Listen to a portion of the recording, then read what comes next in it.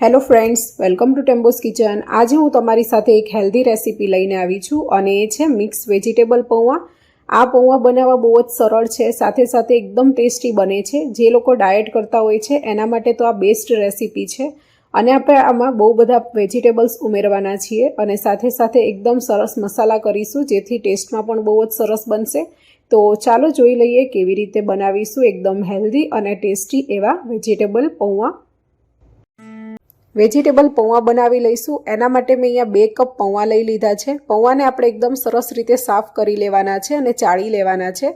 આ પૌવાને આપણે એકદમ સરસ રીતે 2 થી 3 વાર ચોખ્ખા પાણીથી ધોઈ લેવાના છે અને આવી રીતે બાઉલમાં જ પલાળી રાખવાના છે। હવે આપણે કયા કયા શાકભાજી લેવાના છે એ જોઈ લઈશું। તો શાકભાજીમાં મેં અહીંયા એક નાની ઝીણી સમારેલી ડુંગળી, એક મોટું બટાકું લીધું છે ઝીણું સમારેલું, 1/4 કપ જેટલી કોબીજ લીધી છે ઝીણી સમારેલી, 1/4 કપ જેટલું કેપ્સિકમ ઝીણું સમારેલું લીધું છે, ઝીણું સમારેલું લીલું મરચું લીધું છે અને થોડા લીમડાના પાન અને 1/4 કપ જેટલા વટાણા લીધા છે। આના સિવાય તમને ગમતા કોઈ પણ શાકભાજી તમે ઉમેરી શકો છો। તો પૌવા બનાવવાનું શરૂ કરીએ। તો મેં અહીંયા એક કઢાઈ લઈ લીધી છે। કઢાઈમાં આપણે 1 થી 1.5 ટેબલસ્પૂન જેટલું તેલ ઉમેરીશું। તેલને ગરમ થવા દઈશું। તેલ ગરમ થઈ જાય એ પછી આપણે એમાં 1 ટીસ્પૂન જેટલી રાઈ ઉમેરીશું। રાઈ ચટકી જાય એ પછી આપણે 1 ટીસ્પૂન જેટલું જીરું, 1/2 ટીસ્પૂન જેટલો અજમો લીધો છે એ ઉમેરીશું। થોડા લીમડાના પાન ઉમેરીશું। ઝીણું સમારેલું મરચું છે એ લઈશું। હવે મેં અહીંયા તલ લીધા છે, કાજુ લીધા છે અને સિંગદાણા લીધા છે। 1 ટેબલસ્પૂન જેટલા તલ લીધા છે, 1 ટેબલસ્પૂન જેટલા કાજુના ટુકડા લીધા છે અને 1 ટેબલસ્પૂન જેટલા મેં સિંગદાણા લીધા છે। આ બધાનો ટેસ્ટ પૌવામાં બહુ જ સરસ લાગે છે। હવે એ પછી આપણે શાકભાજી ઉમેરીશું। તો મેં અહીંયા એક ડુંગળી લીધી છે ઝીણી સમારેલી, એ આપણે લઈ લઈશું।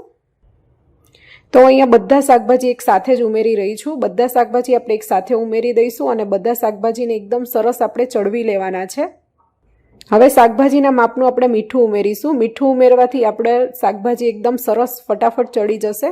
જો તમારે ટામેટું ઉમેરવું હોય તો તમે ટામેટું પણ આમાં ઉમેરી શકો છો, એનો ટેસ્ટ પણ બહુ જ સરસ લાગે છે।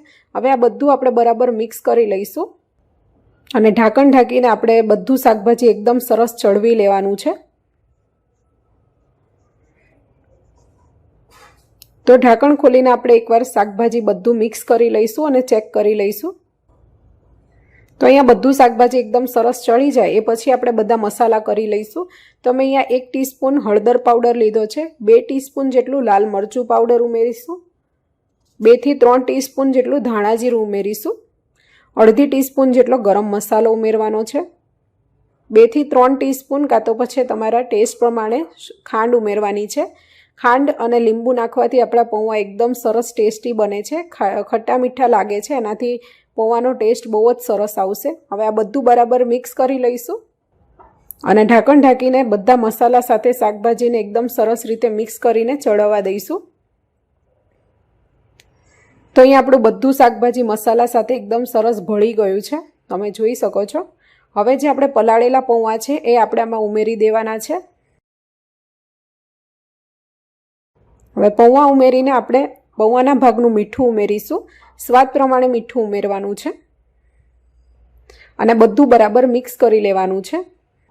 હવે ઢાંકણ ઢાંકીને આપણે પૌવા એકદમ સરસ સોફ્ટ થઈ જાય ત્યાં સુધી આપણે એને ચડવી લેવાના છે। તો અહીંયા આપણા વેજીટેબલ પૌવા બનીને તૈયાર થઈ ગયા છે। હવે આપણે છેલ્લે આમાં લીંબુનો રસ ઉમેરીશું। તો અહીંયા મેં એક મોટા લીંબુનો રસ લીધો છે એ આપણે ઉમેરીશું।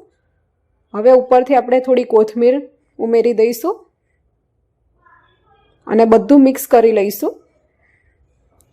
તો આપણા વેજીટેબલ પૌવા બનીને તૈયાર છે। ગરમ ગરમ સર્વ કરવાના અને એકદમ ટેસ્ટી બને છે આ પૌવા। તો આપણે એને સર્વ કરી લઈશું। તો અહીંયા આપણા વેજીટેબલ પૌવા બનીને તૈયાર છે, જે ટેસ્ટમાં તો બહુ જ સરસ લાગે છે અને સાથે સાથે હેલ્ધી પણ છે। ઉપરથી તમે થોડી ઝીણી સેવ અને દાડમના દાણાથી પણ ગાર્નિશ કરી શકો છો। તો આ વેજીટેબલ પૌવાની રેસીપી તમે ઘરે જરૂરથી ટ્રાય કરજો અને રેસીપી કેવી લાગી કમેન્ટ કરીને જરૂરથી જણાવજો। જો રેસીપી સારી લાગી હોય તો પ્લીઝ લાઇક અને શેર જરૂરથી કરજો અને મારી ચેનલને સબસ્ક્રાઈબ ન કરી હોય તો પ્લીઝ સબસ્ક્રાઈબ કરી દેજો અને બાજુમાં આપેલા બેલ આઇકન પર ક્લિક કરી દેજો જેથી તમને મારી દરેક રેસીપી વિશેની નોટિફિકેશન સૌથી પહેલાં મળે। તો ફરીથી મળીશું એક નવી રેસીપી સાથે, ત્યાં સુધી આવજો। Thank you for watching my video.